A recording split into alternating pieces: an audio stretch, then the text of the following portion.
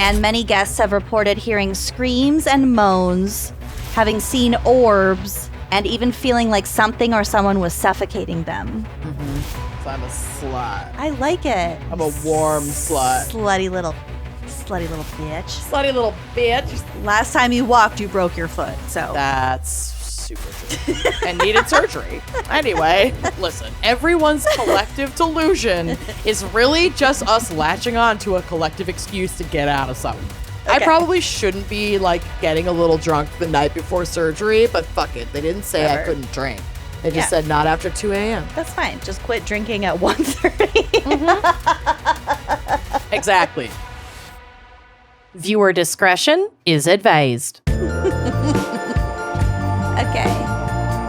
You are listening to Wine and Crime, the podcast where two friends chug wine, chat true crime, and unleash the worst Minnesotan accents. And yes, I did almost forget.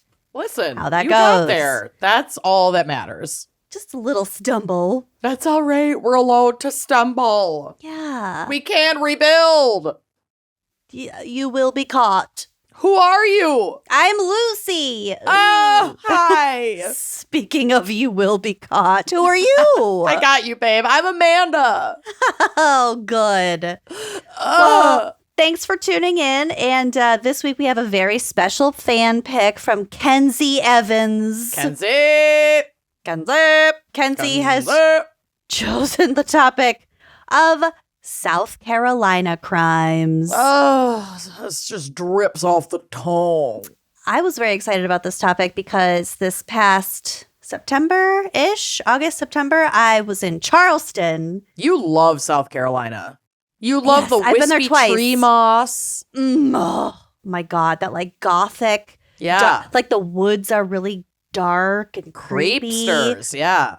It's very humid. There's alligators. It's a creepy place. I love it. So I do have a lot of personal photos on the drive, which will be on the blog. Yes. A lot of what my notes are about are things that I experienced firsthand. Not me running to the drive.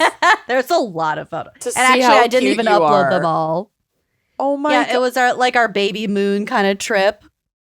This is making me very excited for what you're about to talk about because some of these photos are unfucking hinged. But I always appreciate that you and I, regardless of who we are vacationing with, if you go by a cool graveyard / cemetery, you're stopping and you're taking pics. Yo, yeah. Yeah. I spent so much time in that particular cemetery. Corey was like, can we go now? No, we can't. I was like, no, I haven't photographed every single tombstone. Yeah, this one over here is broken and super spooky. Just go fucking sit in the car. If you can't handle it, go sit in the fucking car. I will catch up. Husband. I love out. that. Kenzie also, I'm not sure when they picked this, but around the time that they did, I believe they had just recently said goodbye to their sweet 12-year-old husky pup. Oh. And so we love your pup and we love you and we're very, very sorry. That's the worst part about being a pet parent. Yeah. It fucking It's not like blows. Unexpected. I mean, unless it is unexpected. But it sucks every time, no matter what. Mm-hmm. The other day I was looking at beans and I was like, when you die, I'll die. Oh my God. You just got.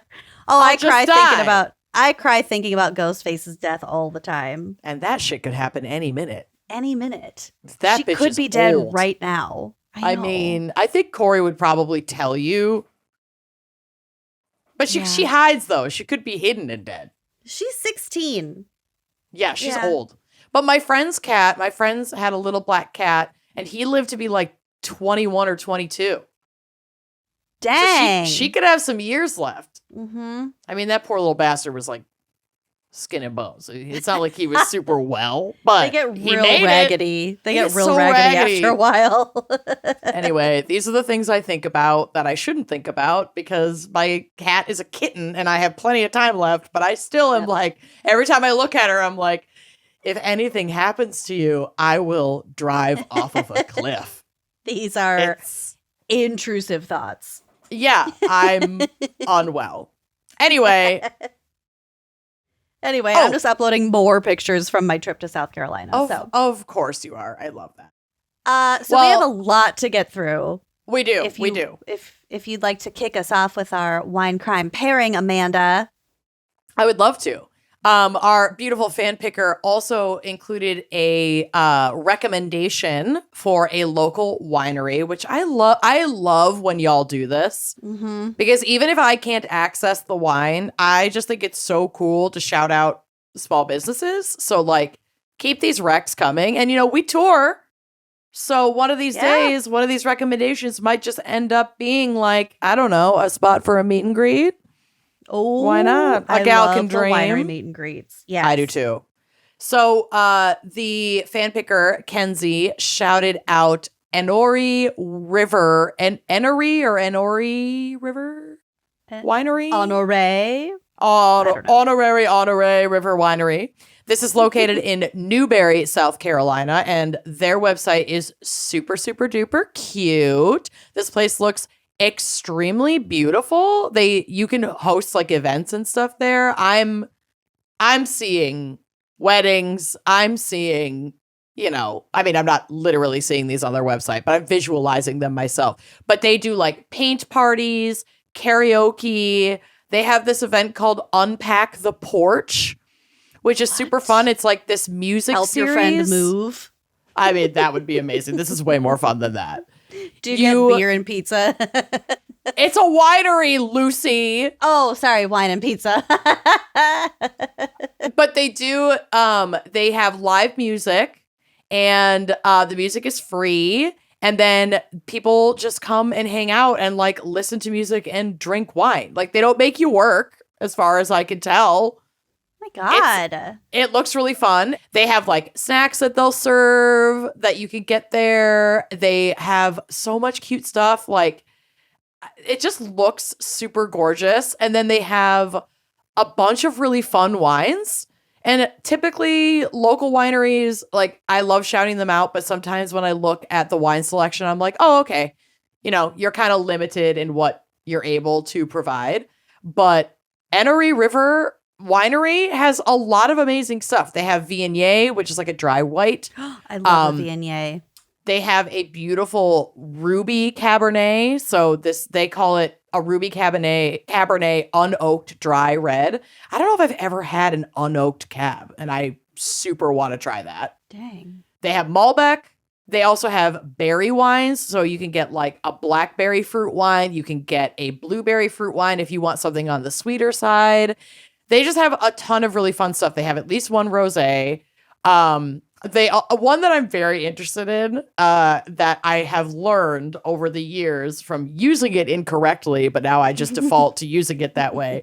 They have the Bless Her Heart Estate Blend. And I didn't know until like a year ago that in the South, that's basically like, fuck you. Fuck you. Yeah, I had no idea. I always said it like, oh, you're so cute. Like, bless your heart. That's the Midwestern way. That is not the Southern way. Not the Southern way. So I really want to try the Bless Her Heart Estate Blend. Bless her heart. So what a fucking moron. Pretty much. That's what it means. So they do take walk-ins for parties of 6 or less, but they do recommend reservations if you have 7 or more people. So if you want to like grab all your pals and go, I would recommend checking out their website. You can make reservations online, but it just looks incredible. And of course, I cannot access this wine. They do not, it appears they do not ship, but I wanted to drink anyway. And I had some Cape Root Pinotage in my wine cabinet. Ooh. So I'm going to crack that open and take a little sipski and see how she does. This is a South African Pinotage. Nice. Gorgeous. 14% ABV. It does contain sulfites. Wow. And it's a cracker. Oh, makes it easy. Shall we? Let's do it. Oh, that smells nice. That's a nice crack. Are you I drinking felt that in my over back.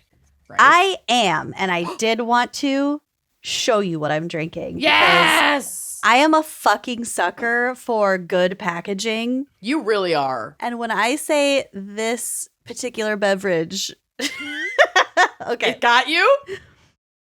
It's called Mom Water. Okay, how fucking cute is that? And their different flavors have different, like, traditionally women's names. So this one is called Susan. It's strawberry kiwi. It's not carbonated. And I don't love the whole, like, moms as functional alcoholics, like, trope. Kind of. I don't think it's really that fun. I think it's overplayed. Yes. Is the most egregious part about it. I would agree. But Mom Water, look how just pretty. It's adorable. Great font. Good color. Strawberry kiwi, that sounds yummy. You could put that in your Stanley cup. Which I have right No! As promised, I have been sending you Stanley Mom TikToks. I love it.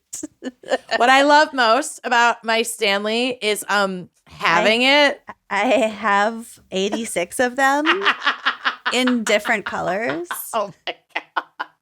I have an Etsy store. Ish. Well, cheers to you with both of our versions of Mom Water. Let me crack this.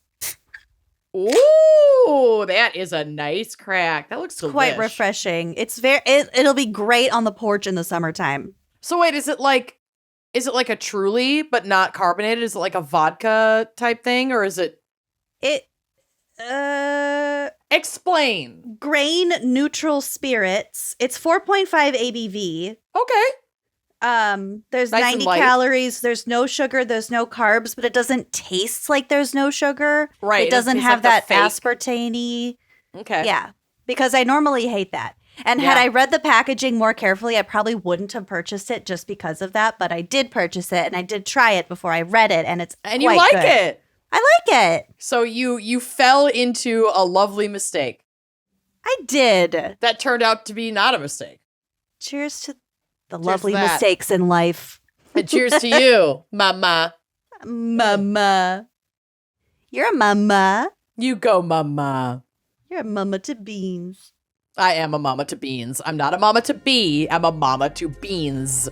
No, not a mama to be. Never. It's a beautiful thing. I know.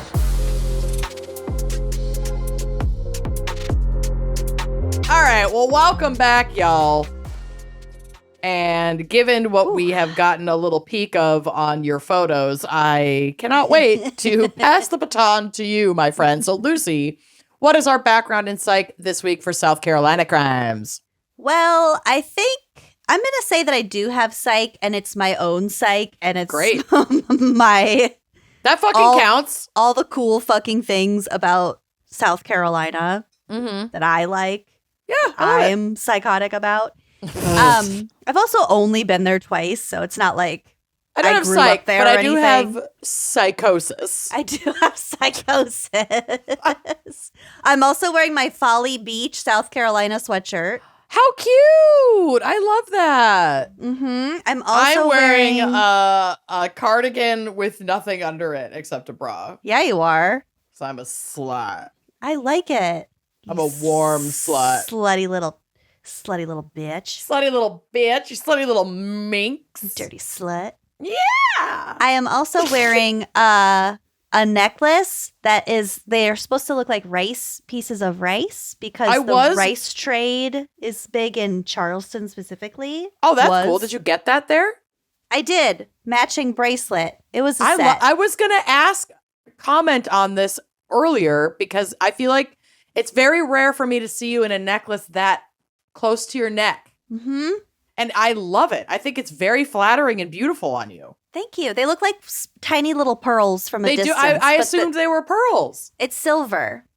And it's like a nice thick chain. And they sell these things all over the place. So it's a very Charlestonian set. I love it. How cute are you? Look at you. The details. I got all dressed up today. I love it. In my crew neck sweatshirt. Okay. So we have to start with the flag because she's gorgeous. Also, this is a state topic, so of course. Yep. So the flag consists of a blue field with a white palmetto tree and a white crescent moon in the corner. It is actually quite lovely. In its simplicity. It's classy. So the roots of this flag date all the way back to 1775 during the American Revolution, when Colonel William Moultrie designed a flag for the South Carolina troops to fly. His design had the blue of the militia's uniform and the crescent taken from their cap insignia. And it's my impression that originally the cap had a flag where like the points of the crescent were facing directly up. So it was more like a U shape. Okay. And it wasn't until later that it was kind of tilted at an angle. Okay, to be more like a moon. Yeah. I think it was, yeah. So it was this flag, the Moultrie flag, which is different. There's a picture of the Moultrie flag on the drive. Yeah.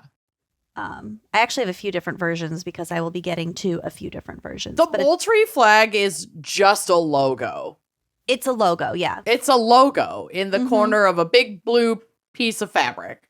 Well, it was 1775, you know. Yeah, get more creative. This is shockingly millennial coded. What goes around comes around. Right? Like we clearly repeat trends, babe. Mm-hmm. There are only so Moultrie. Many trends. Hashtag Moultrie. I'm not a regular mom. I'm a Moultrie mom. With my Stanley Cup. Yep. So this flag was first flown at Fort Johnson, and this is from Wikipedia, quote, "This flag was famously flown in the defense of a new fortress on Sullivan's Island." We'll get back to Sullivan's Island. Okay. Where Moultrie faced off against a British fleet that had not lost a battle in a century. Oh, wow. And he crushed it? So in the 16-hour battle on June 28th, 1776, the flag was shot down, but Sergeant William Jasper ran out into the open, raising it and rallying the troops until the flag could be mounted again.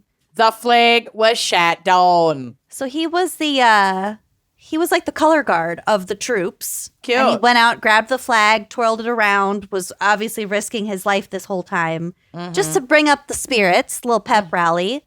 This gesture was considered to be so heroic, saving Charleston from conquest for 4 years, that the flag came to be the symbol of the revolution and of liberty for the state and this new nation. I just imagine this little queen waving his flag, dancing around, and while rockets red blare, bombs bursting in air. So patriotic. He's just twerking to the gunfire. Yeah, cannon fire. This is what I am picturing, and I will not be talked out of it. He's a hero. They were my a hero. headcanon now. Yes. So the palmetto was added to the flag in 1861, which is also a reference to Moultrie's defense of Sullivan's Island. Sullivan's Island it really carried a lot for a while. So the fortress on Sullivan's Island that Moultrie had constructed had survived largely because of the palmetto trees, which were laid over sand walls, and they were able to withstand the British cannon fire. Interesting. So the trees saved the fortress and helped contribute to their, albeit temporary, defeat of the British. On January 26, 1861, the South Carolina General Assembly adopted the new flag by adding a golden palmetto encircled with a white background. And this flag, of which there's a photo, which will be on the blog, became known as the 2-day flag because 2 days later, they changed it back to what it used to be because they didn't like it very much. I also wanted to note, I just Googled something about the palmetto tree. Because palm trees, the way that we know them, like in LA and in Florida, in like tropical zones of the United States, are not indigenous to the US. But palmettos are indigenous to the United States and indigenous to the South. Did you just Google that? I did. Oh, good for you. Because I was curious, because I knew that like the palm trees we're used to seeing when we go to LA are not from here. Okay. So I was like, when you were talking about this being on the flag and that being so long ago, I was like, well, shit, I thought palm trees weren't indigenous to the States. And they're not. But this is a palmetto. They're also known as swamp cabbage, which I'm obsessed with. Oh, no. Hashtag swamp cabbage. And it is native to the I southern love United cabbage. States and the Yucatan Peninsula in Mexico and the West Indies. So palm trees are not native to anywhere in North, Central, South America? Or are we just talking current United States? There is a specific palm tree, let me look this up. The Aricachei. I'm so sorry. I am not pronouncing that right. I didn't intend to go down this rabbit hole today. I'm glad you did. But thank you. That is the more like classic island palm tree that like grows coconuts. Those are not indigenous to the U.S. Are they indigenous the ones to Mexico? that we have? The ones that we have in the U.S. were brought here and planted. Okay. Let me look. Where did palm trees originate? We're gonna get to the bottom of this, people. Palm trees are endemic to Asia. Really? Mm-hmm. I knew that they weren't from North America. They Or spread Central like America. wildfire. Yeah, I mean they've thrived here, but they were brought over. Cool. Isn't that weird? And but the super palmettos cool. are, yeah. But Palmettos the palmettos are They're very indigenous. similar plants, but they are not the same plant. Palmettos and palm trees. Yes, palmettos are a little bit bushier. Yeah, they're a little swamp cabbage, scrappier. babe. They're scrappy, and they Swamp kind of look like cabbage. they have giant pine cones on them. Uh-huh. They're weird. Mhm. They're strange, but They I like are- them. Yes. Thank you Anyway, so much for Thank getting you to the bottom for of that. listening to Palm and Crime, and I apparently hold on to random plant facts every so often. You're a magpie. Hashtag plant facts. There it is. Palm trees also are perennial. Anyway, continue. Does that mean every year or once a year? Through the years. Okay. I still never fucking know. But I do, baby, so I got you. I know. Thank You God. don't need to know. Next time I'm at like the plant nursery, I'm gonna just call you and be like, No, the what's annual gonna meeting? fucking happen is you're gonna get on like Who Wants to Be a Millionaire. And you're gonna have already blown your phone a friend to call Scott about some like literature question. You're And not you'll be wrong. out of lifelines and you'll get a question that has to do with annual versus perennial and you will freak out. And I'll be at home screaming at the TV. And I'll hear you. And you'll hear me and then you'll win and then we'll share the winnings. Most of that Okay. fantasy. Okay. Okay.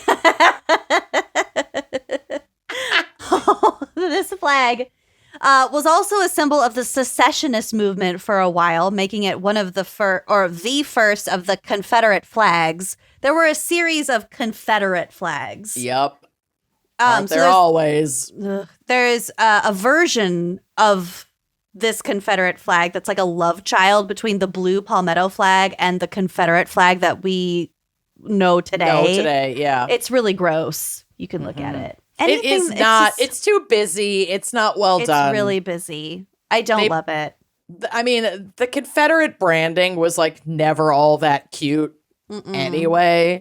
It's too People need to fucking. ostentatious. Yeah. It's not subtle. You patriots need to let go of that shit. Yeah, you guys Because need the to just Confederacy fucking was let it actually go. soups not patriotic.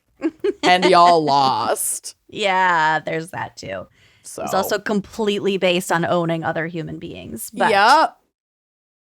Okay, so South Carolina was settled by the English in 1670 and was the 8th state to ratify the U.S. Constitution in 1788. There is a photo of me, which will be on the blog, signing that Constitution, the ratification. This is so funny. Do you see the picture? I see it. You look so pleased with yourself. That's the room where they ratified it. Yeah. Look In at the your little old schools. sneakers. You look Yeah, like my such a Hokas. mom. Well, I was pretty pregnant Street at the dogs. time. Yeah. Those are way less cute street dogs, but I love them. did a lot of walking that day. My hips were really hurting. They did not lie, babe. No. Okay, so yes, I ratified the Constitution in 1788. Back then, a lot of its economy was due to agriculture because of the area's fertile soil, and many plantation farmers relied on the slave trade for cheap labor to maximize their profits. In the 20th century, South Carolina's economy grew stronger because of its textile and manufacturing industries. And in the 21st century, tourism became a major industry as many visitors explored South Carolina's beaches, mountains, and historical centers in Charleston, Myrtle Beach, and Hilton Head Island. Okay. There are a lot of tourists there. Specifically, South Carolina is known as the birthplace of American golf. Okay. So the sport of golf? Well, the sport of golf was invented in Scotland. Well, I know, but the American golf, I'm just making sure that we're referring to golf, the sport, and I didn't mishear you. Not like how football means something different. Right? Or I didn't know if maybe you said golf. Golf? Like the Gulf of Mexico. Oh. No, golf. I'm trying Golf. so hard to have this next portion of whatever you're going to say be about anything but golf. It's about golf. No! Clubs, balls, grass. Classic. Tiger Woods. I'll power through.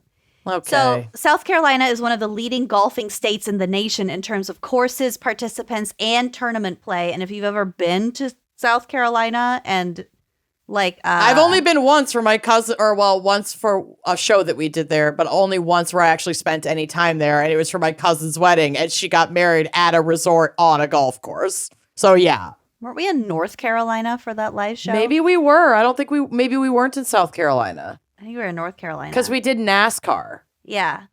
What city were we in? Charlotte. I was like, Carolina. Cleveland, North Carolina. Charlotte, you're Anchorage, North Carolina. Minneapolis. You're right. I have only been to South Carolina once for this wedding, and it was on a golf course. So there you go. There we go. So there's a shitload of golf courses. One of the 2 times I was there, we stayed in Kiowa, and that's just like Golf City as fuck. Huge golf courses. There's so much fucking money that runs through the golf courses there, which I will get to. So the Grand Strand area alone, which is by Myrtle Beach, has over 100 golf courses. That seems like such a waste of water and land. Yeah. Why do you need that many? Because there's so much money. People, rich dudes want to go there and spend a lot of money. Money is fucking stupid. It is. South Carolina has more than 350 golf courses in the whole state. According to the Departments of Parks, Recreation, and Tourism, in 2021, the economic impact of golf in the state of South Carolina was $3.3 billion. Gee, the economic impact of golf. Yes. The golf industry supported almost 40,000 full-time jobs in 2021. I mean, okay, I guess that's good that it supported that many jobs, but like at what cost? What environmental cost? Yeah. Also, there have to be so many alligators on the golf courses. There has to be an alligator wrangler for each golf course, I would imagine. I would hope. Yeah, and a round of golf at this one place was $600. It's so expensive at some of these nice resorts. It's wild. And people do this every weekend. Yeah. Who's spending $600 a week on golf? And if you say your husband, I am turning this off and I'm getting in my car right now. I know he golfs. If he is, he has a offshore bank account that I don't know about. And a lot of explaining to do. His golf things cost maybe $60. Golf things. And even then I'm just do you... Come on. Why? That's too much. I mean, I'm all for people having a healthy form of recreation. I just truly think golf is insufferably dull and very stupid. I think it's kind of fun. I know I've said this before, but I took golf as my personal wellness in high school, in college. College? Yeah. Oh, you had to have one personal what did I just like say? a PE. Personal wellness credit. Yuck. Yeah. Well, I must have blocked that out when you said that before because I'm ashamed of you. Mm. Also, I love you. I was pretty good at it. I totally believe that. And also, I've been to at least one golf pros and tennis hose party with you. I know you look cute in the outfits. I have the outfits. Yeah, yes. you look cute. Mm-hmm. The popped collar, because that's how old. That's how long ago we went to that. I like the colors. Mm-hmm. I like the fun, like preppy pastel fashion. I like the fun pants you can wear. The one glove. Yeah, the shoes are like mid, whatever. Yeah. They're boring. But cute ones exist. Yeah, I will never get behind the sport. I like driving the cart. I do love a golf cart. Mm-hmm. And I like drinking beer. Yeah, you're halfway there. You're I like to 2/3 walk. of the way there. Well, okay. Last time you walked, you broke your foot. So that's super true. And needed surgery. Anyway. Anyway. I should shut up now. Last time you walked, broke your foot. Where's the lie? Why can you just read me to filth so easily? It's like it just rolls off. Yeah, well, last time you walked, you broke your foot. Now you're fucking hobbling for the next 6 to 8 weeks. I'm just keeping it dumb real. Bitch. I'm just keeping it real. You are, and I appreciate it. You're Someone's knocking me down a peg. Don't be out here bragging about how much you like to walk. You fucking hobble job bitch. Bitch, last time you walked, you broke your foot. You guys, the service was so flat. It's so embarrassing. I'm never going to recover from this. Never going to recover from this. And I didn't realize that your whole foot was broken. I was focused on your skinned ass leg. Yeah, no. Okay, so for those who don't know, I went all the way down. And I was bloodied on the right leg. My left foot found the only divot in an entirely flat surface and rolled into it. And I broke a gymnasium. It was totally flat. It was essentially paved. And I broke my 5th metatarsal, which 25% of the bones in your body are located in your feet. You got a lot of bones in your feet. Yeah. Your odds of breaking your foot were really high. Extremely high, just from existing. So I broke the 5th metatarsal. It's like that outer bone that connects your pinky to like your ankle, the rest of your foot. And I didn't actually break it that terribly. The problem is that a bone fragment, like trigger warning, she nasty. There's a fragment of bone that disconnected in that rolling incident. That very slow fall, by the way. It was really embarrassing. Really embarrassing. And were you totally alone, too? I was alone. I had been traveling with friends. They all had an earlier flight. I was like, I'm going to make the best of this day. And then I fucking broke my foot. It's pathetic. Carpe diem. Carpe fucking oops. So bone fragment is like too far from the source material. So now they have to put a metal plate and screws into my foot. I'm going in tomorrow. You're going to set off TSA sensors for the rest of your life. I'm not. I asked because it's going to fuck up my pre-check. It's medical grade titanium, so it won't, it shouldn't, is what I was told, set off metal detector. Okay. But that's like the first, I was like, what about my TSA pre-check? That's the first thing I asked. First of all, I'm not a pre-check girly, actually. I'm a clear girly, but still. Anyway, last time you walked. So yeah, I'm having my last wine. I can't consume anything after 2 a.m. My surgery's tomorrow at 12:45. Oh my God. Where should I send the balloon bouquet? Don't. Listen, you remember Cleveland crimes. Telegram. You know how I feel about balloons. Yeah, true. But if you want to send a singing telegram, fucking also don't. That sounds awful. You're all fucked up just clapping along. Just be available to me as I spend the next few days continuing to binge watch Real Housewives of Salt Lake City. Yeah, babe. I am always here for that. Mm-hmm. Always. I can't wait for you to catch up completely because I'm that close. finale. I'm on season 3. Okay, good. So good. I'm gonna be right there. I mean, I can't leave my house for 2 weeks. Yeah, what the fuck else am I gonna do? Work? Perfect. Then you also need to start if you have God. Just kidding. I'm definitely going to work. I'm not going to leave you like that. I got you. Also need to start True Detective, the new season, if you haven't already. Oh, it's so good. It's so good. Wow. I can't. I screamed aloud when Jodie Foster's sex scene happened. I'm not going to give anything away, but I was like, Jodie, you are a proud lesbian woman. Is she a lesbian in real life? She's got to be. I believe so. I thought she was. Did I just fantasize that? Because well, it's the hair. I'm in love with Jodie Foster. I don't know. She's got a haircut that would suggest. I'm going to Google this. Jodie I mean, Foster. I thought she was queer, personally. But I might just be inferring something that isn't real. I might just be projecting my own fantasies onto someone who did not ask for that. And that's on me. She came out this week. Wait, what? She came out at the Golden Globes on Sunday, according to Reuters. Oh, no, that was 2013. Okay, I was like... She confirmed it 11 years ago. This week. Yeah, okay. I thought she was gay. I thought so. I thought I didn't imagine that. I thought I didn't fantasize that entirely. Anyway, we just got completely off the rails. Were we talking about golf?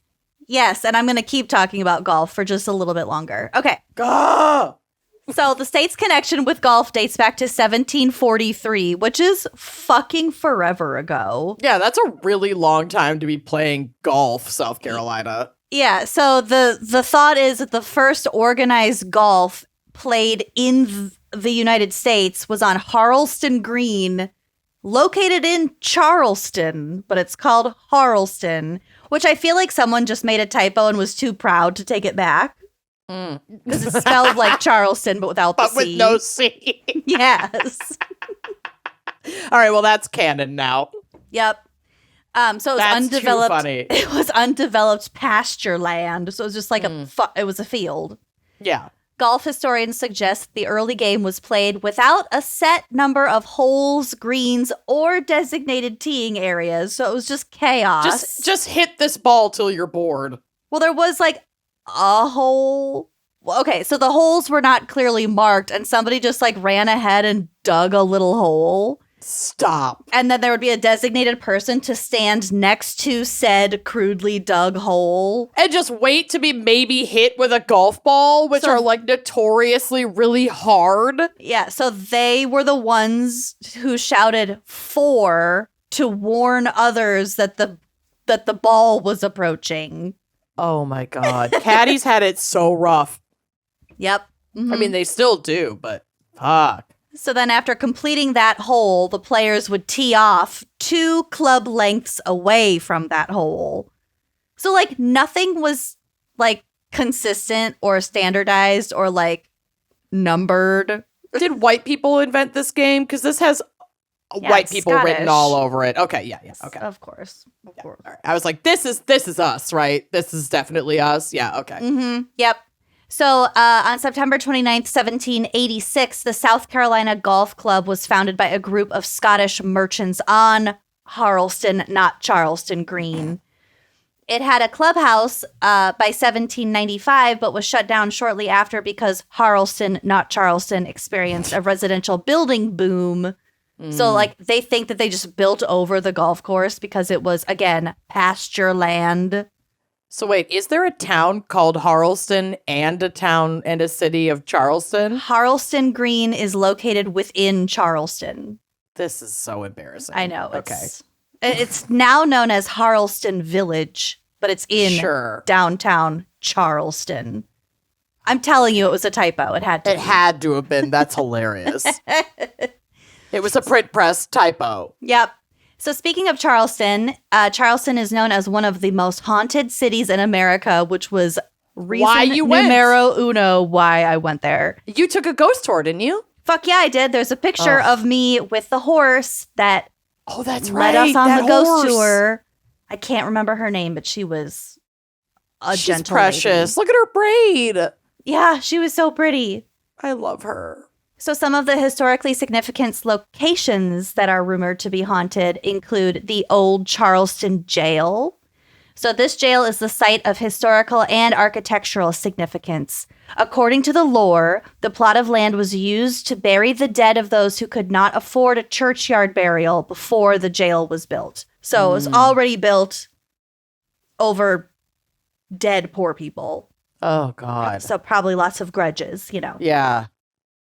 The building served as the Charleston County Jail from 1802 to 1939. That's a long time. Yeah, and was known to house some of Charleston's most infamous criminals. Mm-hmm. And since its closing, the jail has remained vacant, which is creepy. But starting in 2003, it was used for walking tours and has gained popularity for the ghost tours there. I did not go to that jail. Okay. I should have, but I didn't. My hips were really hurting that week. You were hella pregnant. Mm-hmm. Some people claim to have claimed to see objects move, to hear voices and slamming doors. And the jail has been featured in many paranormal investigative television shows such as Ghost Hunters, Ghost Adventures, and Paranormal State. I might be totally pulling this out of my ass, but I feel like M has covered stuff around I'm positive that he has. And that's why we drink. Mm-hmm. Positive. I'm pretty sure. It's ghosty. Yeah, which every few year reminder that we need to get them back on the show for a crossover. So we love you and we miss you. Yes, we do. Okay. We're overdue. So one of the other haunted-y, ghosty places that I have pictures of is the what's it called? The Circular Church. Yeah, the Circular Congregational Church. Ooh, it's so creepy. So that's where it's gorgeous. So that's right in downtown. It's so fucking pretty. They have the most gorgeous, spooky cemetery in the back. Mm-hmm. And we drove. The horse pulled us past it while we were on our ghost tour. Oh, this is stunning. The photograph you have looking out on the cemetery with the wispy trees coming down. Mm-hmm. Oh, Spanish moss. Yes. Absolutely gorgeous. I mean, what an incredible place to lay to rest for all of eternity. I would pick this. So two of the coolest things, so one of the coolest things about this cemetery, if you look at the one that has, it's a close-up of the tombstone that has baby skull, a skull with the wings off of it. Yeah, it's so cool. That is the most old-timey, they have tombstones here from the early 1600s, I'm pretty sure. That's wild. It's such an old cemetery, and they take immaculate care of it. These stones are in beautiful condition. Mm-hmm. Except for the broken ones, but yeah. Well, yeah, but even that one's pretty clean. Mm-hmm. It's so pretty, but then you have to remember that this side was reserved for people who had enough money to be buried there, and I think they had to be, members of the church. They had to have some kind of in besides money. Mm-hmm. And then if you go to the other side of the church, there's just an open yard where there was just a communal pit for people to be buried in. That's fucking sad. It's technically part of the cemetery because there are people in there, but nothing is marked. And it's all they're all just kind of in there. Well, now I take back all the nice things I said about this cemetery. So this is the pretty marked side. The other side, the rich people side, is not marked and is really sad. And there are legends of a ghost that's a woman, but she's you can only see her top half sticking out of the ground. It's she's standing in her grave, but the bottom of her grave is underground, so you can only see the top half of her body. Mm-hmm. Kind of creepy. Okay, so then another haunted place is the Old Exchange and Provost Dungeon. We did go here. I do have photos. Okay. Before the combined Old Exchange and Provost Dungeon. So before they combined, basically the Old Exchange was the upstairs part. That's where they ratified the Constitution. Mm-hmm. And then down below, there's a dungeon, and it is right on the water. And I mean right fucking on the water. Ooh. So when... Is this the photo of you Yes. Gripping the bars. Yes. So I'm in the dungeon there. And Amazing. they're basically like when the tide came in or when there was bad weather and there were waves, it is alleged that it flooded and people were chained down by the floor and they drowned. No. I don't like that. That's what That's what our ghost tour guide said, but the guy at the actual dungeon itself said that wasn't true. So I got mixed things, but I kind of want to just say that it was true. I mean, that's pretty macabre to just make up. Definitely people died there. Well, I mean, it's right on the water. So you can imagine that during storms and high tide. It wouldn't be safe and dry. No. Okay, so back when it was just the dungeon, it held imprisoned pirates until their execution, including Steed Bonnet, who was a Barbadian-born pirate. He was known as the Gentleman Pirate. I don't really know why, but I do have a couple pictures of him on the drive. He had incredible hair. That might be why he was the Gentleman Pirate. He's the very last photo on there. Look at his hair. I wouldn't say that he's hot. I'm going to take my own word back. Yeah. I did. But the hair is fucking good. The hair is amazing. It's real good. Mm-hmm. So he was a pirate, and he was hanged in Charleston eventually. During the Revolutionary War, British forces used the old exchange as barracks and its basement to hold prisoners of war. Mm-hmm. In between the Revolutionary and the Civil War, the exchange was Charleston's most common location for public slave trades, making it one of the most significant sites for domestic slave trade. And there's this really, it was just a really poignant, I think it was a sign outside, but it had a painting or an illustration of what it looked like to be in that exact spot, like a couple hundred years ago, watching like an auction of people. I can't even imagine. And it's like the same building, the same road, the same view, and then just like people bidding on other human beings and families and children and separating them. And And there's something that just like sticks in my heart and in my stomach about how those spaces are preserved so well that they can still be visited today, while like thriving Black communities like Tulsa were fucking leveled to the ground. Like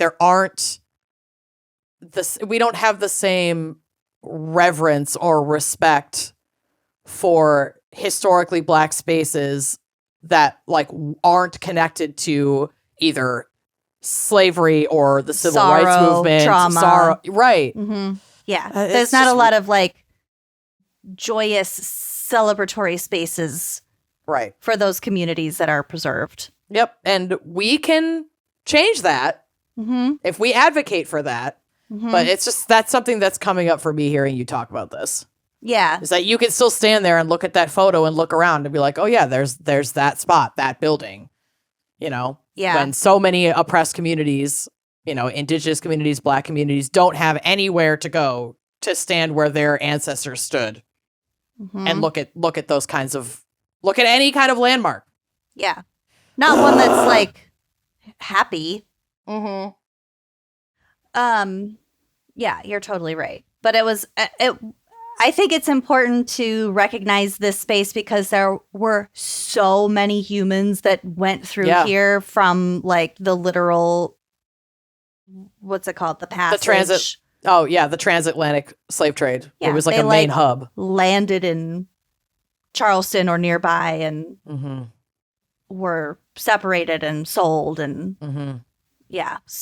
But as far as like Charleston being one of the most haunted cities in America, yeah, I mean, some of the most horrific human tragedies of our entire humankind happened there.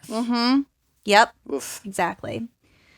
Okay, so the Exchange Building became a National Historic Landmark in 1973, and many guests have reported hearing screams and moans, having seen orbs, and even feeling like something or someone was suffocating them.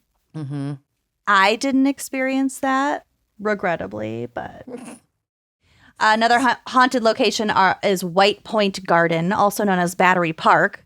This land is known as the place where pirates were hanged. So this is where allegedly Stede Bonnet, the gentleman pirate, and his crew were hanged. And many visitors have reported seeing faces staring at them and figures hanging from the trees. Ooh. Mm-hmm. South Carolina is also home to the legend of the Lizard Man. I have a screenshot. This is what I was waiting for. Look at how stupid that is it looks. quite the costume. I know. I love source, Sarah Barra. Yeah. And if Sarah saw it, it's fucking real. Yeah. Oh, yeah. So the legend goes that on June 29th, 1988, a teenage boy named Christopher Davis was driving home when he blew a tire in Bishopville. When he got out to change his tire, he was approached by a 7-foot-tall, scaly green man with 3 fingers and red eyes. He was approached by a guy who had been hired for a birthday party who was taking a cig break. And you should have just left him the fuck alone. Sarah Barra. So that picture is from a 2015 news alert. News alert. There are no photos from the Davis attack. But Lizard Man attacked Davis's car, leaving deep scratch marks behind. No, okay. Davis borrowed his mom's car. He got into an accident. He didn't want to get in trouble. He'd definitely been smoking weed. I swear to God. You're not going to believe me. You're not going to believe. I know you're not going to believe this, but like, I swear to God, a lizard man scratched the car. This wasn't me.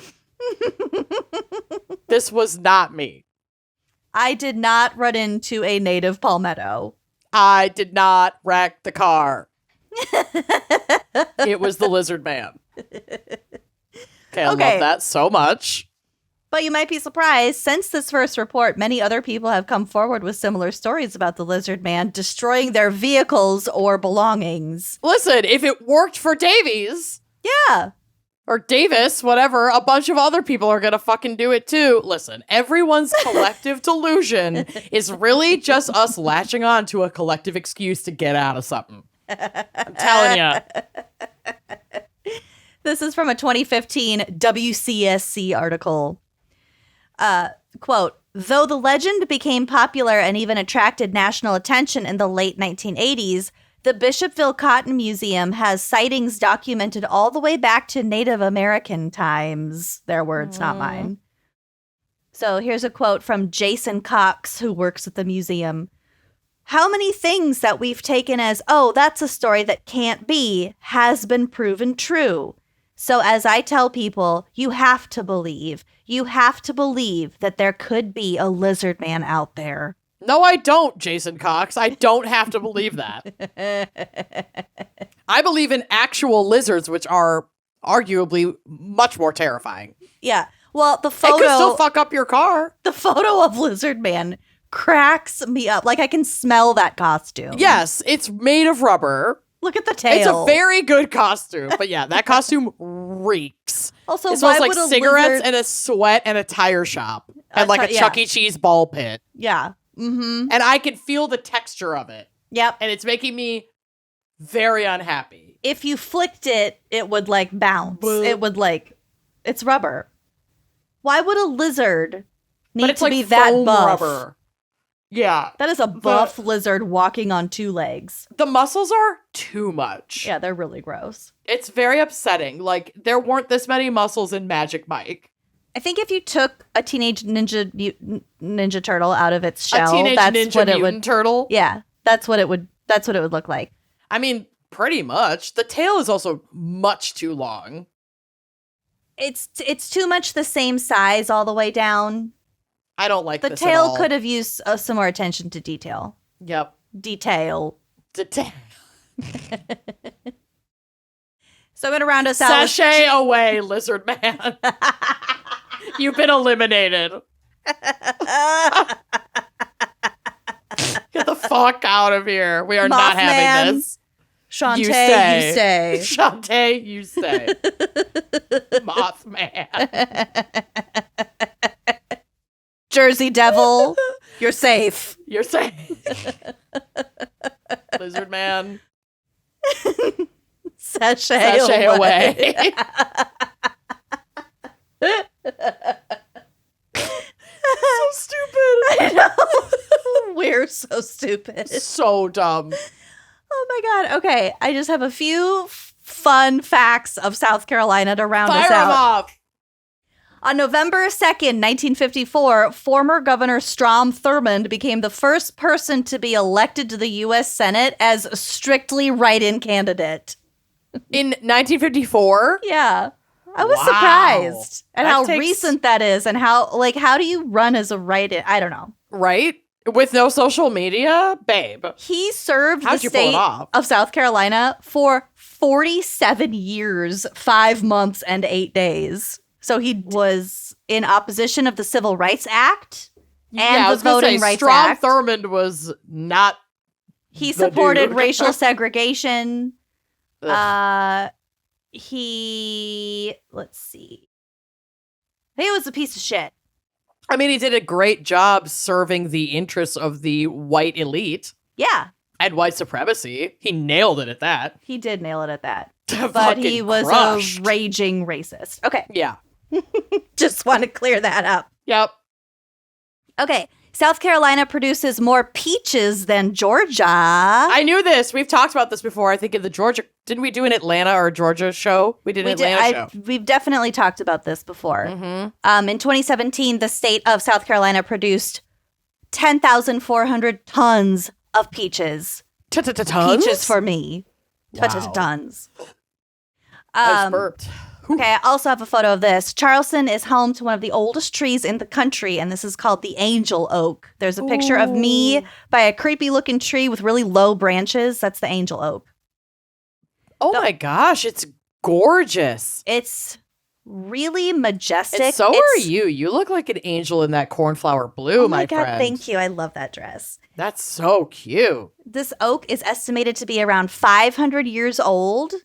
Its limbs sprawl across more than 187 feet. So it's really low and wide, and it stands 66 and a half feet tall. Wow, that's a fucking cool tree. It's really, really cool. That is stunning. It's gorgeous. It is gorgeous. You're not allowed to climb on it. No, I would imagine you can't. Mm-hmm. But it is very much appealing because, like, I am not athletic. Hi, broken foot, walking on a flat surface. But that's a tree I Last time look you at. walked, you broke your foot. Literally. But that's a tree I look at and I'm like, I could climb that fucking tree. Mm-hmm. Climb that tree. Because there are limbs on the ground. They're like under the ground almost. They're Oh, wait, under they're called the roots. ground. Oh, wait. While I'm looking at my pictures, I also have a photo of a dead horseshoe crab. Yes, you do. I also have a picture of me riding a rental bike posing next to an alligator sign.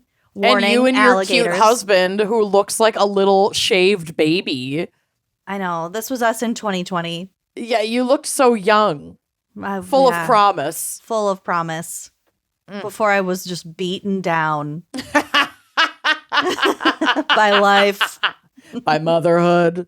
Also, there's a picture of the really bad, like, dummies display in the Provost Dungeon jail.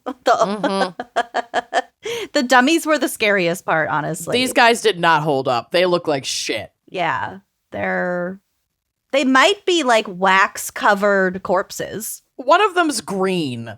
The one sitting down with his hand on his head is literally green. He looks like Alphaba. he looks like the guy who crawled out of the grave in Hocus Pocus. When he like Yes. busts out Billy. Yes, he looks exactly like the zombie from Hocus Pocus. Yep. Correct. Nailed that. Wow.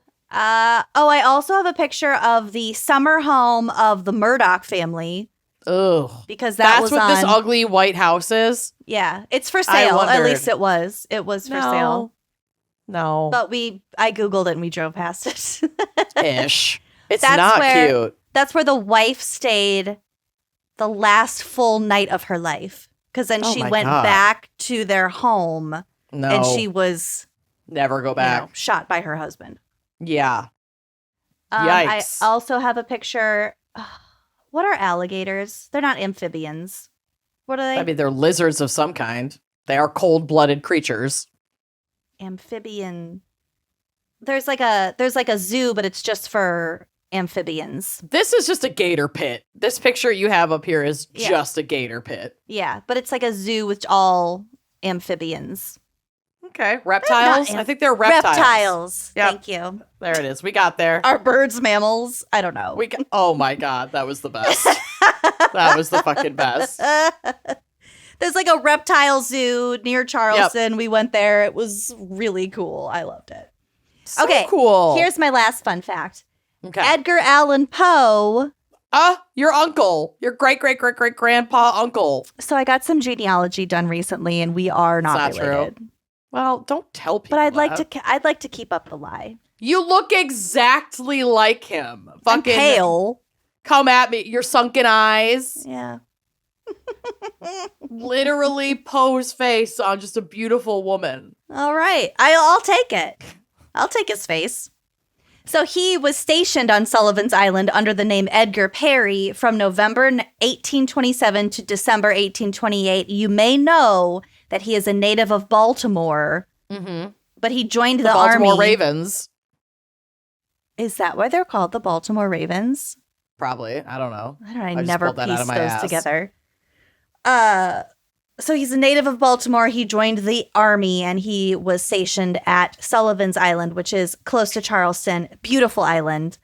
Named after a mythical bird and a famous poem, the NFL team in Baltimore became the Baltimore Ravens Evermore team Friday, March 29th, 1996. Oh my God, thank you for Googling everything I neglected to Google. I'm a fucking genius without realizing what I'm fucking talking about.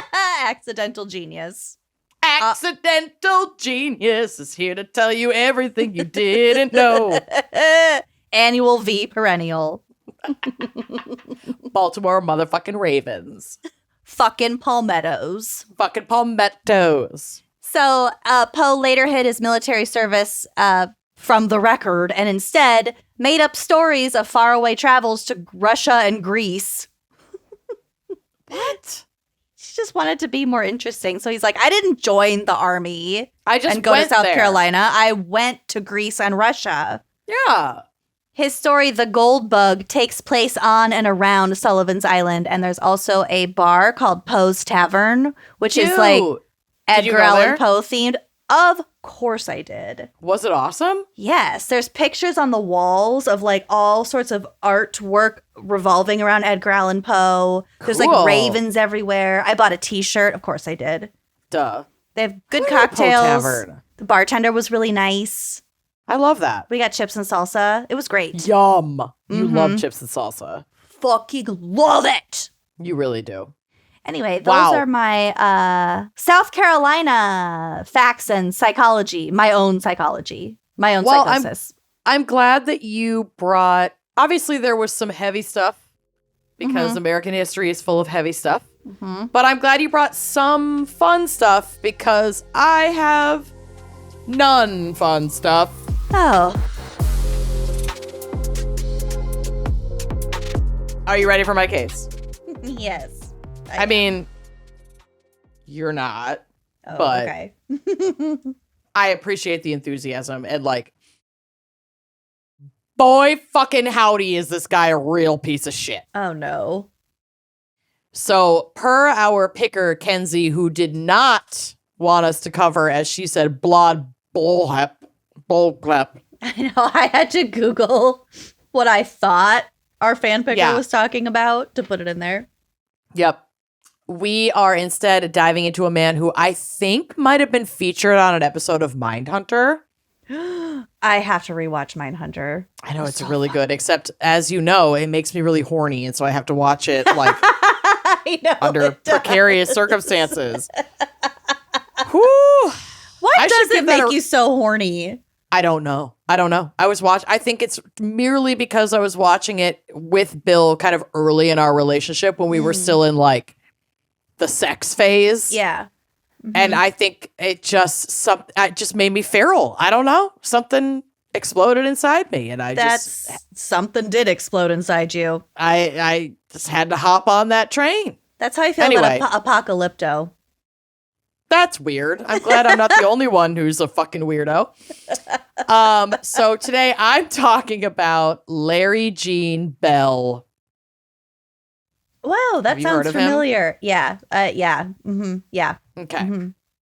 Larry Gene was born October 30th, 1949, a Scorpio, and y'all def have the scariest zodiac sign. And yes, I am aware that my sister is a Scorpio. Your sister was in my dream last night. I dreamt she worked at a Target that I went to.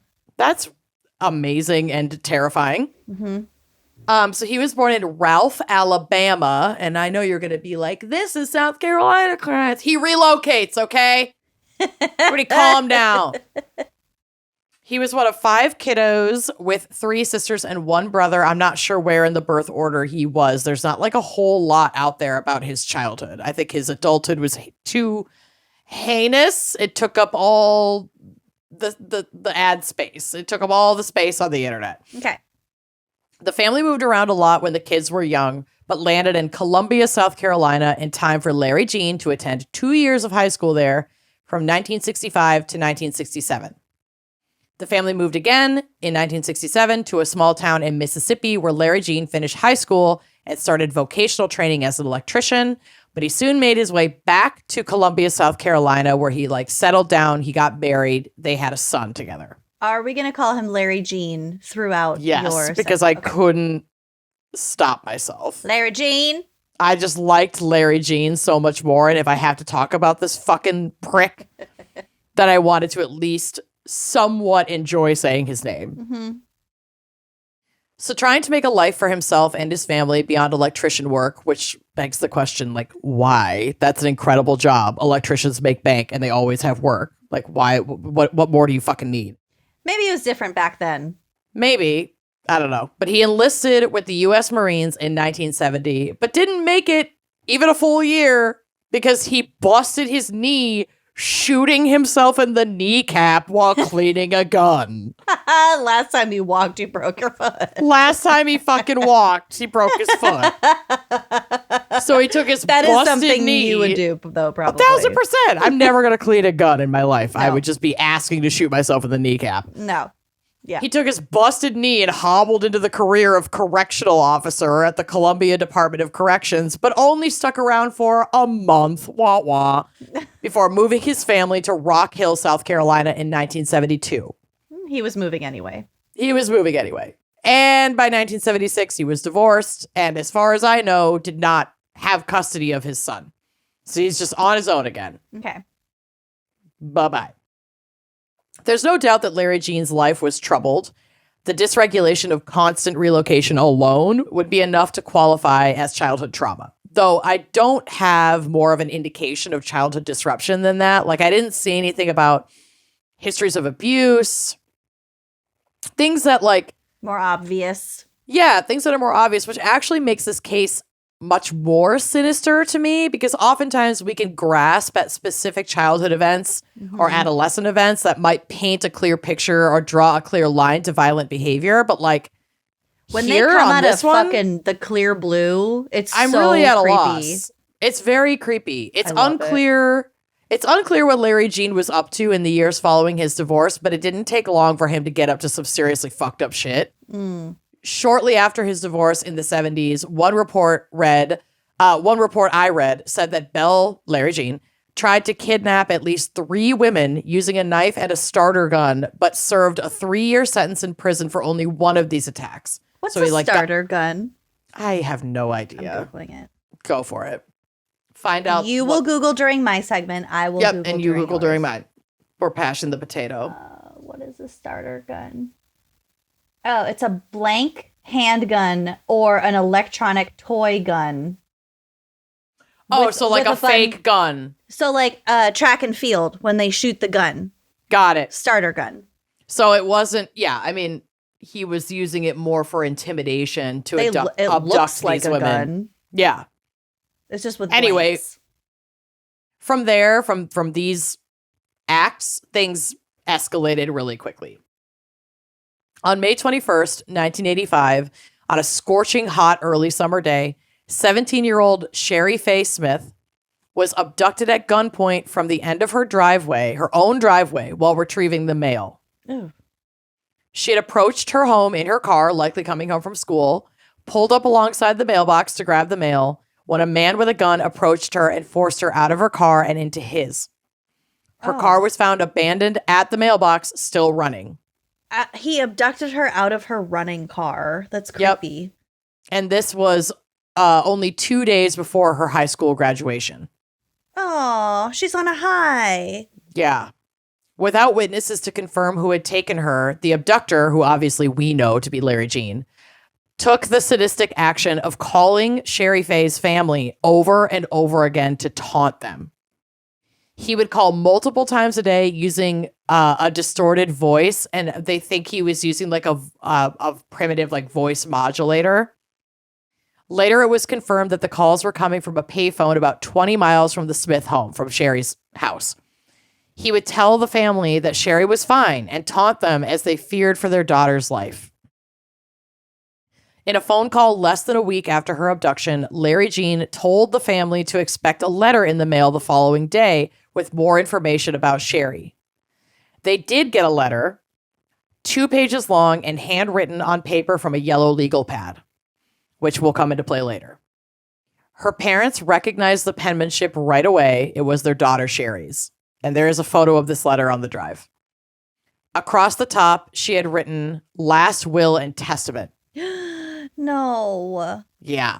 This is so disturbing and heartbreaking. So just like buckle up. I don't know what else to tell you.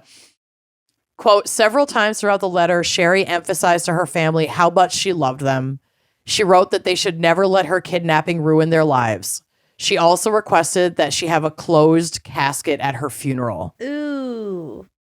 I just cannot imagine getting this letter, knowing your child was forced to write it, not knowing where she was or what had happened to her. Like, reading about this made me feel sick. Also, writing it, Yeah. what she knew about what was coming to request a closed casket funeral. Yep. Ooh, God. Yeah. So 6 days after her disappearance, Larry Jean made yet another call to the Smith family, this time to confirm their worst fears by giving them directions to Sherry's remains. Oh. Her body was found behind an old Masonic lounge in Saluda County, South Carolina, 18 miles from the Smith home. So, like, she'd been pretty close the whole fucking time. She's within Masonic 20 miles of them. lounge? Lodge. Masonic Lodge. Oh, Did I say lodge. lounge? You said lounge. I was intrigued. I love a lounge. Classic. I want to go to the lounge. It's a lodge. I Okay. probably shouldn't be like getting a little drunk the night before surgery, but fuck it. They didn't say Whatever. I couldn't drink. They just Yeah. said not after 2 a.m. That's fine. Just quit drinking at 1:30. Exactly. It's going to be fine, you guys. It's fine. This is my will and testament. Last will and testament. Okay. Oh, no. Just kidding, you guys. It's just my foot. They can have it. So, Genetically speaking, historically speaking, you can live without historically speaking, we do just fine with only one foot. it. Is the foot that your dad lost the same foot that you busted? No, he lost his right foot. Okay. I'm having surgery on my left foot. Hashtag my left My foot. left foot. Okay. Just making sure. If my foot is amputated, something went really wrong. I just want to put that out there. That is not This is what your is last supposed to will and happen tomorrow. testament. I would tell them. I want them to know it was me. If my foot gets amputated, Lucy had something to do with it. Because you're I the wanted only it. person.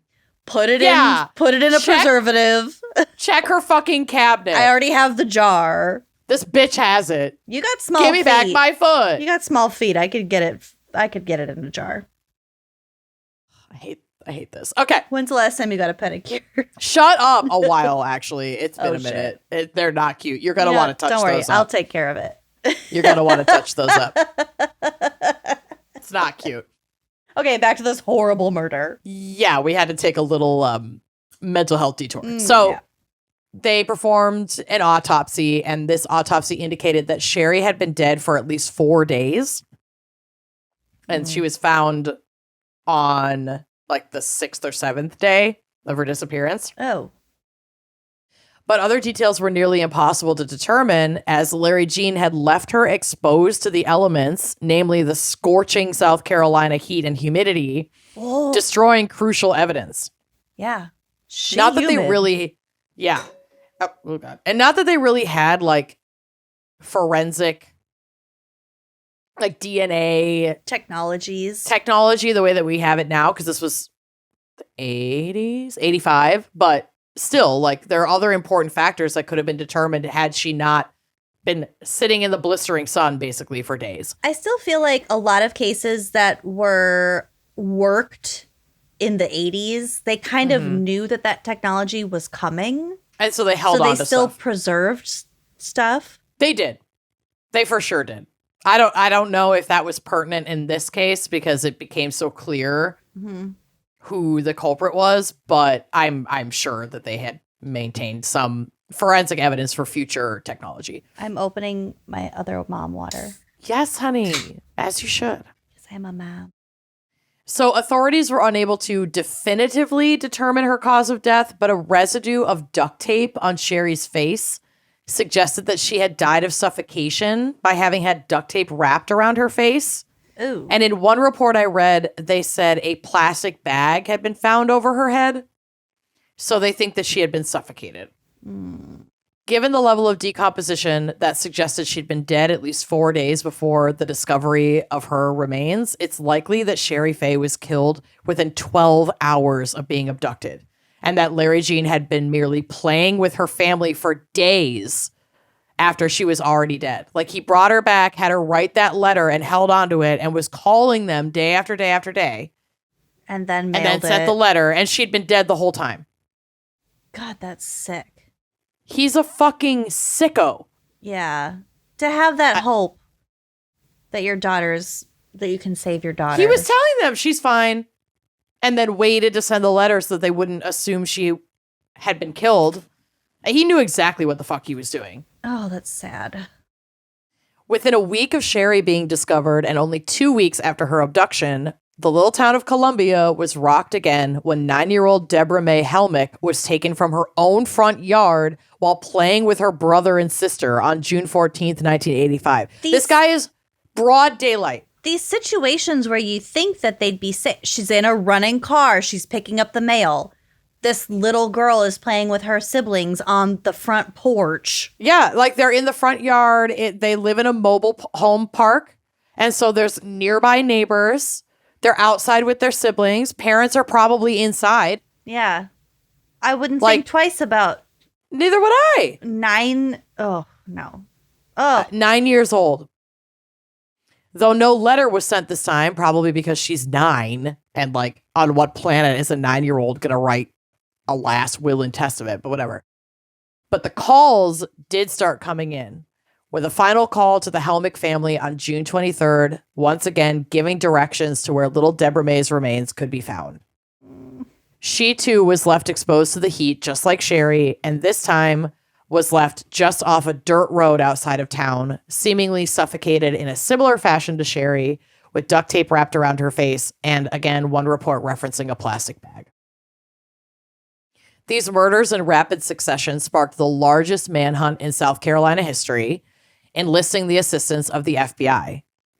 One of these agents was profiler John Douglas, who took on the job of reviewing some of the taunting calls that the Smith family had managed to get recorded with the help of police. Oh. So, like, the day that they came home and just saw her car at the end of the driveway, they were like, oh, fuck, something bad happened. They called 911. She's reported missing.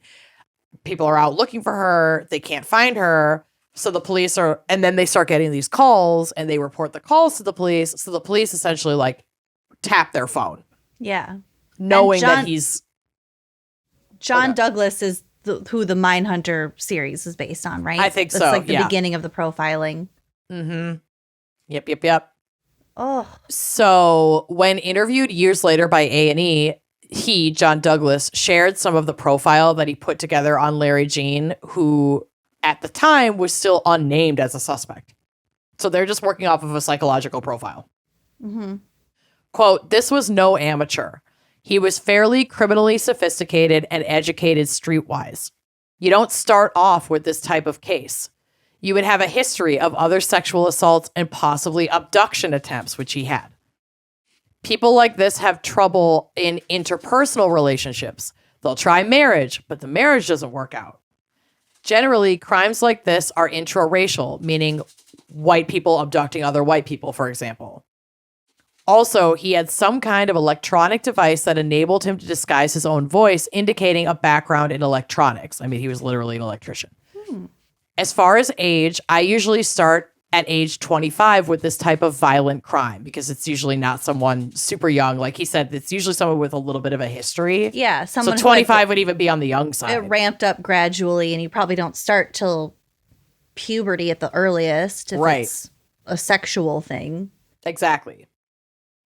He goes on to say, here we have an abduction at a mailbox in broad daylight on a Friday. That's pretty risky. So we start adding years. He was 35 or in that range. We thought somewhere in his early 30s. This part gave me fucking chills. Okay, so he says, quote, I also saw in the few times he did call and got in touch, like when he was calling the Smith's house, Sherry Smith's house, he got in touch with Dawn, Sherry Smith's older sister. We could see there was going to be a fixation on her. There's also, this is aside from what he said, there's also a theory that he had wanted Dawn. And Sherry and Dawn looked so much alike. Dawn was a little bit older than her. That like the opportunity to abduct Sherry essentially presented itself to him.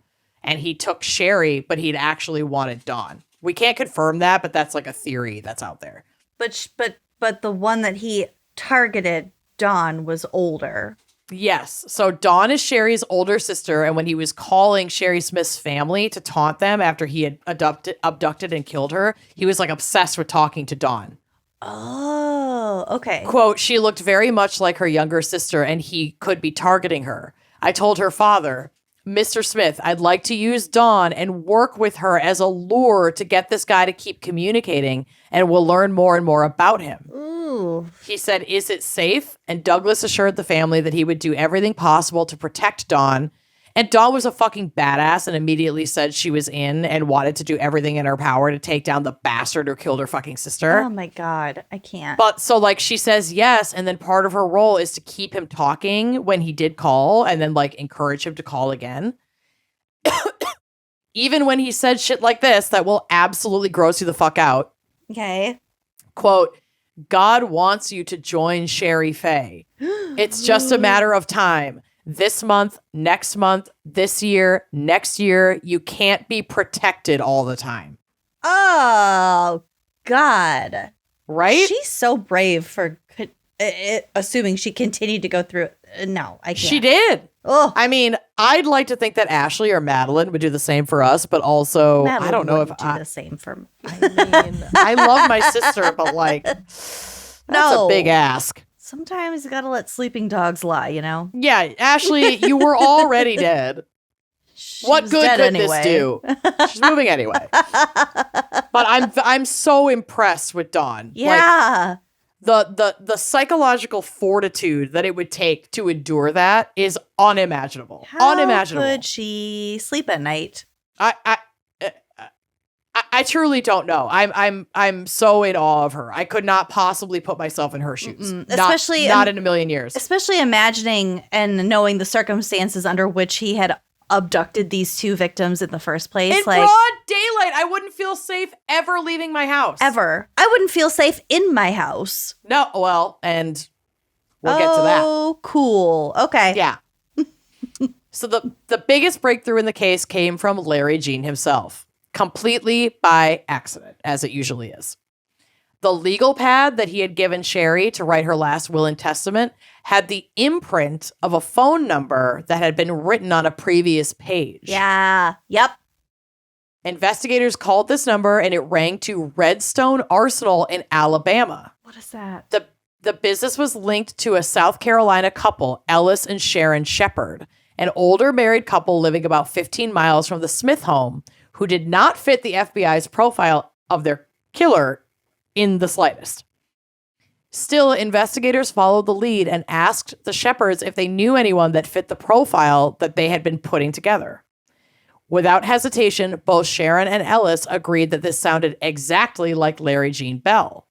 They knew Larry Gene because they had hired him to do some electrical work in their home and also to do some occasional house sitting when they were away. And this Redstone Arsenal was a business run out of the home of their son. And so they gave him this phone number in case they needed to get in touch with the family while he was watching their house. Like if they couldn't be reached, because there weren't cell phones then. Yeah. In So it's case like, of we're going to be, emergency contact. in case of emergency, call our son. Here's the phone number. So they, like I said, they'd written the number on a yellow legal pad in case Larry Gene needed to contact them while they were traveling. Turns out Larry Gene had done some electrical work in the Smith home in the year prior and had likely met Dawn and Sherry and had been growing his obsession with them since that time. Oh, ew. Yeah. Major ew. So it was Fucking not random. Oh my No. God. What about the little This girl? connection, that I don't know, but like I think it's fairly, I wouldn't say safe to assume, but I think it's fairly, it's not wild speculation to assume that a similar just escalated. circumstances, Or it if either it just escalated. It either escalated, like it was coming down off of, this murder in the last 2 weeks and he was prowling. Yeah. Or he maybe had done some work for this family as well at their trailer. Damn. And knew that they had kids. That's so fucking gross. But with the age difference, I could see it either way. Mm-hmm. Like the Sherry age difference is throwing me off. It's almost 10 years. Yeah. And obviously Sherry's still a child. She's 17, but not in the same. She's a teenager. Not 9. She's not 9. Mm-hmm. So it does make me wonder if he was just emboldened and was like, well, I'm going to take this fucking kid out of her yard with her siblings and see if I can get away with it. Yeah. Oh. So this connection from electrician work and the Shepards, who like, thank God they were like, yeah, that's Larry Gene and here's how you can find him. This connection was enough to grant a search warrant of Larry Gene's apartment, where several hairs were recovered deemed, quote, microscopically similar to Sherry Smith's hair. Later, the Shepards further assisted in the investigation by identifying the voice of Larry Gene on a recording of a call to the Smith house. A taunting call. Yep. So, like, these random elder people that were just like, oh, yeah, this handyman, he's already been in our house plenty of times. We're totally fine with him house sitting. That they, like, threw a bone to. They were pretty huge in this investigation, like, pretty instrumental in this investigation, given we don't have much in the way of DNA or other forensic evidence to use in this case. It's kind of spectacular that the profiler called them and was like, hey, do you know anyone who may have been an electrician, maybe around the age of 35, may have done this and this and this? And they're like, that sounds like Larry Gene. Larry Gene. Yeah. I just think that's lucky. And in one of these interviews, the investigator was like, yeah, they responded almost in unison. That it sounded like him. Kind of makes me think they that immediately knew. Kind of makes me think that he gave them like maybe subconscious like creeper vibes. I was wondering the same thing. Mm-hmm. They never from what I saw, what I was reading, they never like outwardly said that, but it does make you wonder. Yeah. Yeah. Yeah. So this next section, I am just going to read from the Wikipedia because they give a succinct overview on this part. But, quote, Bell was also suspected in 3 other disappearances. The disappearance of Beth Hagen, the 1984 disappearance of Sandy Elaine Cornett, and the 1975 disappearance of Denise Newsom Porch. So on November 18th, 1984, Sandy Cornett, then aged 26, was last seen arriving home from supper with her fiance at 6:30 p.m. Later that evening, her fiance attempted to reach her on the phone, but received no response as he drove back to his house in Greenville, South Carolina. The following day, when she failed to show up for work, her neighbor reported her missing. There were no indications of a break-in or a struggle at her house. Her checkbook, house keys, and driver's license were all close by in the home. So and normal. The brown pocket, maybe in like a cubby where she put it, or like in a key bowl like I do. Mm-hmm. And the brown pocketbook that she carried was on her bed. The TV left on. Ooh. I mean, the car still running with the keys in it. In Sherry's case, It's like they're just snatched up. like out of thin air. Yeah. But it's like if he had been doing electrical work in their house and there didn't look like there was a struggle. I mean, I can't realistically say that someone who's been in and out of my home doing work for a considerable amount of time, showing up at my house and knocking and being like, oh, I think I left something here, or oh, this, that, and the other. I'd probably invite them in. Yeah. Come on in. Exactly. So I've told you about the creepiest encounter that I've had, right? Just say he was a contractor. I feel like you did. And but say it again. He was over doing some drywall work, and Corey was out of town for like the weekend. Mm-hmm. But I had known this man for several years. So like he didn't seem right. Fishy Scary. Or whatever. Yeah. He was in our house doing drywall work. He packed up his shit. He was leaving, and he went outside the door, and he kind of looked around, and he was like, "Where's Corey?" Oh, I stupidly, just because I wasn't this guy. anticipating, I said, "Oh, he's out of town. He'll be back tomorrow." Mm-hmm. And this man walked back into my house and was kind of standing in the doorway. And he was talking to me. He just he started talking about something really random, like how his son was brewing beer or something like that. He I don't care. Go away. Kind of started rambling about something that we had not been discussing before. And he seemed kind of distant out of it, just trying to get back in the house and keep me distracted is what it felt like. And he just kept talking, and he kept looking around and looking outside. And we were still under heavy construction in our house, and I had a hammer on the dining room table.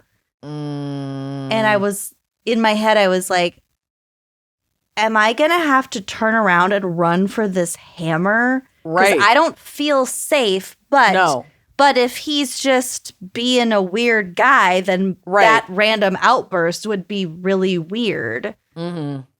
So I was eventually after a minute or so, I was like, okay, well, I have a friend coming over soon, so goodbye. Yeah. And he eventually Thanks for stopping by. He eventually left, but that feeling, I was just frozen, and I had that that fear. That fear of, do I look weird and take a preventative step for myself getting hurt? Or I don't know. It's just, I always think about that when women are well, you don't want to be rude when you're protecting yourself. Yeah, I mean. But he eventually left, and I called Corey immediately, and I was like, I don't feel comfortable with this guy in my house. Never want him over here again. Mm-hmm. So he never came over again. But it was, it still squicks me out. I really feel like he could have done something. I mean, that kind of shit makes the fucking hairs on the back of my neck stand up. Mm-hmm. But that's contractors coming in your house. Right. And that's what I mean. It's you invite them in. You know them. They're there to work. You know them. Right. Mm-hmm. Right. Yeah. So in Sandy's case, there were only 3 items missing from her personal effects: an ATM card, a dictaphone. What's a dictaphone? I think it's a little recording device, maybe. Dictaphone. This was 84. I feel like we've Googled this before. I feel like we have two. It is a recording device. Boom. High performance voice recorder designed for use by busy professionals. There you go. I wonder if you could change your voice with it.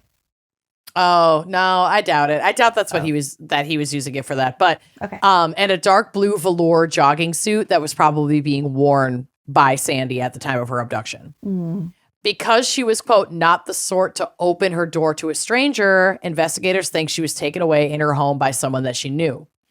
Authorities spent 2 days looking for Sandy in the neighborhoods and neighboring woods, but they were unsuccessful.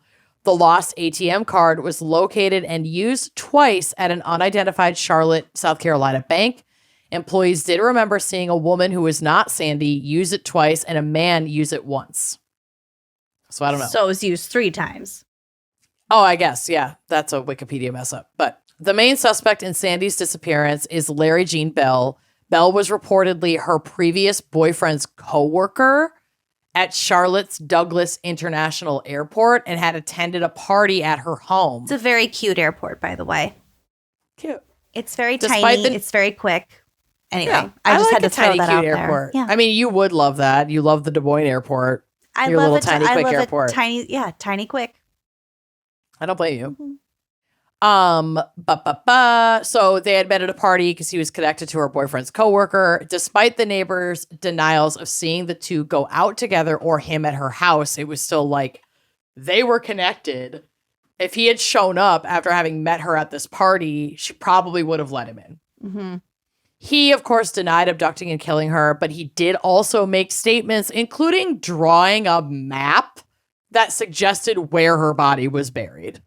Dude, what are you trying to hide so here? Like, it was you, babe. Yeah. And then Denise Porch, 21 years old, was last observed in Charlotte, North Carolina on July 31st, 1975. She lived in the complex at the time and worked as the manager of Yorktown Apartments on Tivolo Road. She informed her spouse in a note that she was leaving to show an apartment to a potential tenant. She was last observed showing a man about the property in the late afternoon. She was never to be seen again. Oh, God. Inside her own apartment, there were no indications of a scuffle, and the television and air conditioning were both left on. Porch abandoning everything, including her purse and Camaro, her car, when she left. They're just fucking snatched off the face of the planet. Off the face of the planet. Like mid activity. Ugh. Only a list of open apartments that she would show potential tenants and the keys to the complex's vacant flats remained. No information regarding her whereabouts was found despite a thorough investigation. 7 years after her disappearance in 1982, her family had her proclaimed legally dead. Since she had recently celebrated her first wedding anniversary and, according to her relatives, was content with her life at the time of her disappearance, it's unlikely that Porch left of her own volition. In the middle of the 1980s, Larry Jean Bell became a potential suspect in the Porch investigation. He was a former electrician who in 1975 resided around 300 yards away from Yorktown Apartments on Cherry Crest Lane. Yeah. He was in the neighborhood. He was the neighbor. Yep. Ugh. He maintained his innocence in Porch's case and was never formally charged in connection with her disappearance. He's also the prime suspect in the disappearance and presumed murder of several other young women in North Carolina. He is considered a serial killer, even though we only have the 2 confirmed killings. There's got to be more. Especially because of the way it escalated. You don't just take a child out of their front yard without precedent. In the middle of the day. Yes. There's no fucking way. I will never believe in my life that he wasn't doing this kind of shit before. And then, like, I think he knew that investigators were closing in on him about Sherry. And so he was, like, getting a last punch in before he was going to be put away and or sentenced to death. And that's how poor sweet Deborah got taken out of her yard. Oh, God, that's so sick. That's what I think. Yeah. And yeah, it makes me fucking ill, but that just tracks. One last hurrah. He's going to get caught anyway. Oh. Exactly. So both Porch and Cornett vanished in Charlotte, North Carolina, and remain classified as missing, although at least one of them was declared by her family as legally dead. Despite not being able to pin these other disappearances on Larry Jean, he was sentenced to death for the murders of Sherry and Deborah. A creep till the end, and possibly a nod to his history of working as an electrician. In 1996, when he was finally up to be executed, Larry Jean requested his execution be by electric chair. Oh, you sick fuck. I know. And his request was granted. Ugh. Larry Jean Bell was electrocuted to death on October 4th, 1996, at the age of 46, leaving no final words. Oh, my God. That in itself is really gross, because it's like... So gross.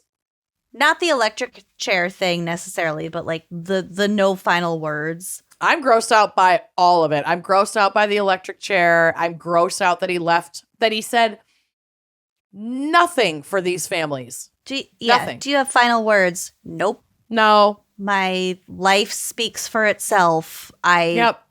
Oh, no. Oh. I fucking can't. I can't.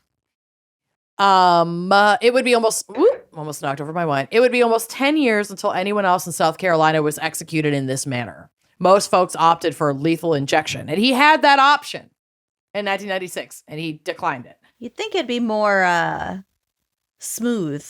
Right?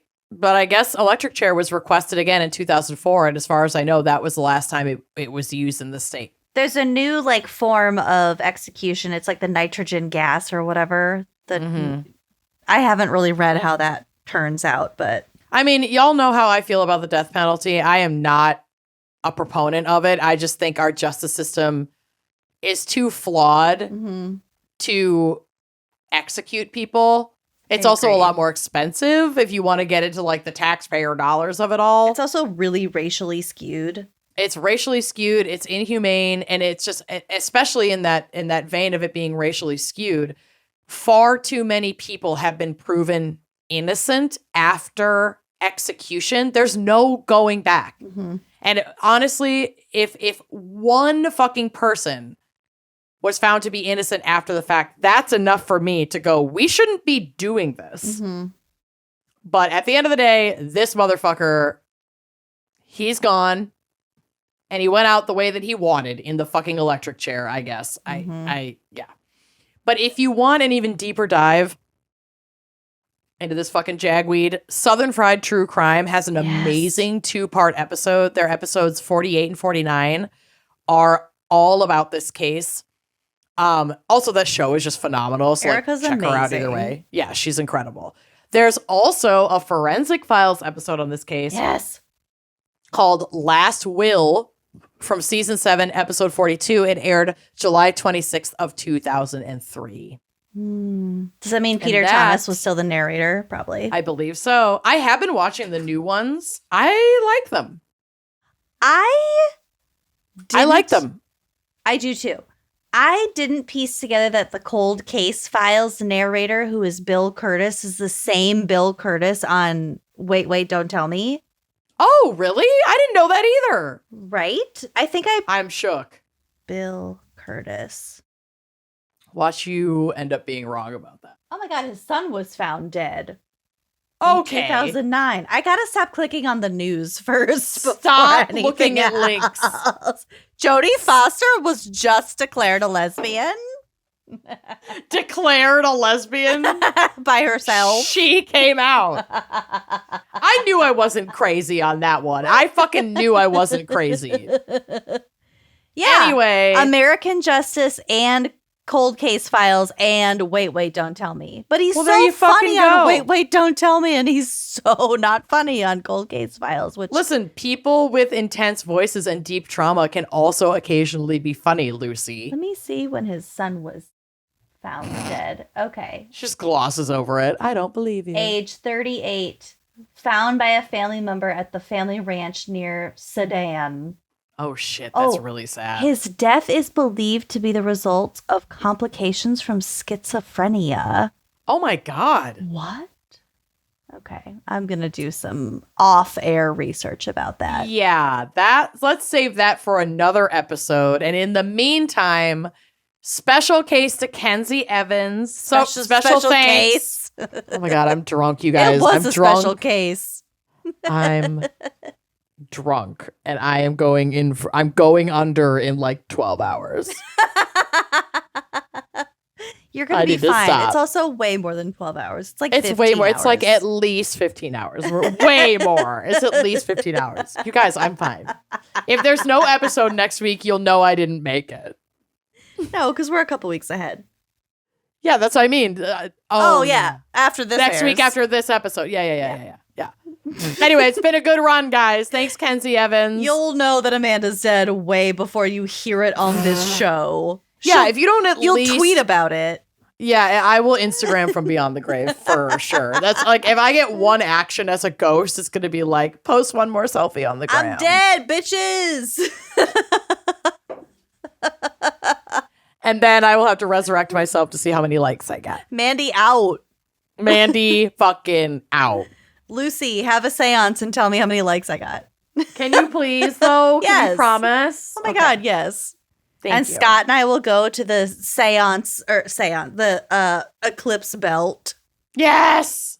We'll channel totality. you. Please the belt do. of totality. Please. I am officially bequeathing you a little portion of my ashes that you can take with you after I die. God, I just need to start a collection of my best friend's ashes. That's sad. You'll anyway, I can't wait. I can't wait to take that number 2 spot. In no particular order, but in order of death. I'm taking it. Definitely traumatizing particular order. Yeah, I'm taking it. I'm taking that spot, baby. All right. Well, we love you all. Thank you for listening. We will see you next week. Hopefully. One of us will see you next week. Bye-bye. Oh, no.